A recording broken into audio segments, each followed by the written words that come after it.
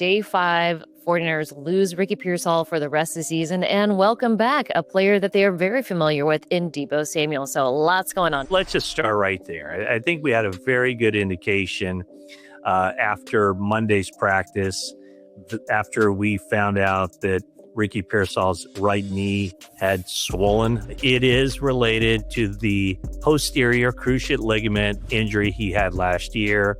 49ers got a lot of different opinions in the offseason, and they thought they could ride this thing out, that was the best course of action to take. Usually those things heal on their own, but after 2 days of practice, it was back almost worse than ever. And so they have opted for season-ending surgery. And in a related move, related, not related, as the 49ers will tell you, Deebo Samuel is back. Just horrific luck for Ricky Pearsall. Among his injuries with the 49ers, it's really only been 2 injuries, right? The gunshot wound, which is horribly a bad coincidence that he was in San Francisco when it happened. Just a horrible incident altogether. He was lucky to have played his first year, and then now the PCL injury that they didn't operate on. I asked John Lynch specifically, why was that not on the table? Was there any indication that was on the table at all when the injury first happened?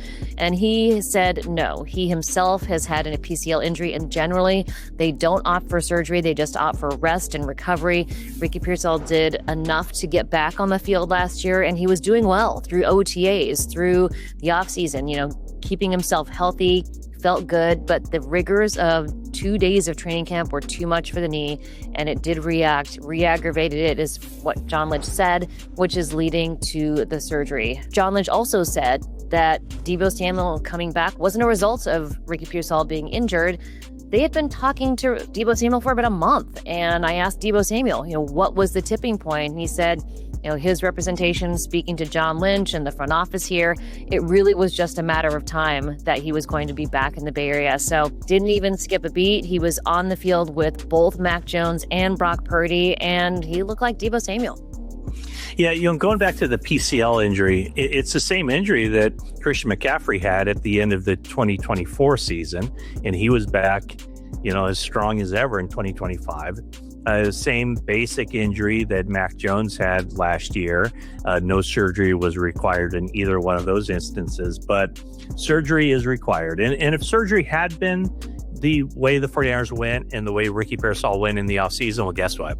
His season would have been over regardless. Anyways, yes. Yeah, so the plan is to have him back in 2027. When they were evaluating him coming out of college, he had not missed a game in his entire college career. And as Lynch said, it's been a tough road for him since he's been in the league, but we know he's got a bright future.